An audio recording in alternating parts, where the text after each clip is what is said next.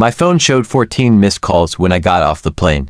I had just returned from Lisbon, where I'd spent my 40th birthday completely alone on a beach, with a book and a glass of wine, while my entire family sat at the same time in a 5-star restaurant in Cologne that I had reserved and paid for 8 months earlier, without being invited. My name is Nadine Kessler. I'm 40 years old, and I work as a self-employed event planner. This is a story about how my own family threw a celebration at my expense and simply forgot to invite me, and what happened when the bill actually came due. My mother Brigitte has a talent for sorting people into categories. There are the ones she needs and the ones she tolerates. I'd belonged to the second category since childhood, reliable, practical, but never really the center of attention. My younger sister Vanessa was the opposite. Charming, loud, always the center of things, and my mother treated her accordingly. 8 months ago, my mother came to me with a request. Her 65th birthday was approaching, and she wanted a big celebration at Steigenberger in Cologne, one of the most expensive restaurants in the city. She asked if, as a professional planner, I could handle the organization and secure the reservation with my business card, since the restaurant required a $2,200 deposit for larger groups. She promised to pay me back after the party, once she'd collected the gifts from the guests. I didn't hesitate. She was my mother. I booked the private room, handled the flower arrangements, the menu, even the music. I invested over 40 hours of work and fronted the full $2,200 deposit myself, because my mother was a little tight on cash right now.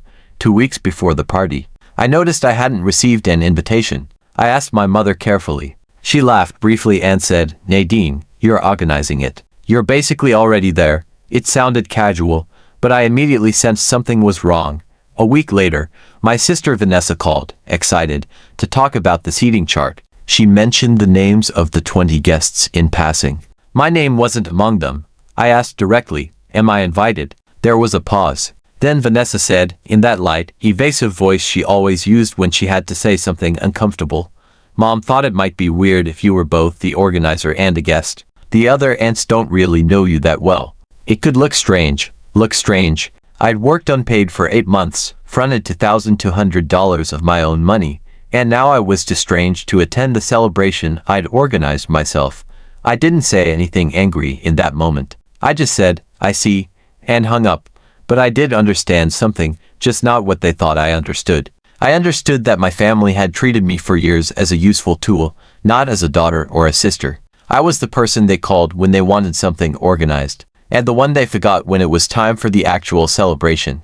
I'd already booked a long-planned trip to Lisbon for my own 40th birthday, which happened to fall on the exact same day as my mother's party. I'd originally considered changing the flight to help with preparations. Now I decided otherwise. I would fly as planned, but here's what I didn't do.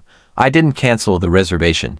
I didn't cancel the deposit either. I let everything run exactly as planned, with one single change. I called the restaurant and informed them that as the booking party, I would not be personally present on the day of the event, and that any additional costs beyond the deposit already paid would need to be settled on-site directly by the host, my mother. This is standard procedure for larger bookings, but my mother didn't know that, because I'd never explained it to her. She simply assumed that I, as always, would handle everything behind the scenes.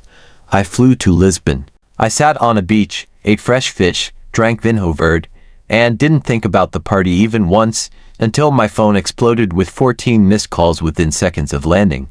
I called my mother back. Her voice was shrill with panic. "Nadine, where are you? The restaurant says we have to pay an extra $2,000 right now for the wine selection and expanding to 20 guests that you supposedly never authorized. They won't accept the guest cards anymore because the reservation is under your name and you're not here to confirm it." I stayed calm. "Mom, I made the reservation for 12 people, with the wine selection we originally discussed. If you expanded the guest list to 20 and ordered premium wine without telling me, that's a change I never authorized. The restaurant needs confirmation from the booking party for any change beyond the original contract. Since I'm not there, I can't give that confirmation over the phone for security reasons, given the amounts involved. You could just handle it over the phone." She screamed. "I could," I said calmly, "if I were on the guest list and there to authorize it in person. But I wasn't invited because apparently it would look strange." Silence on the other end of the line.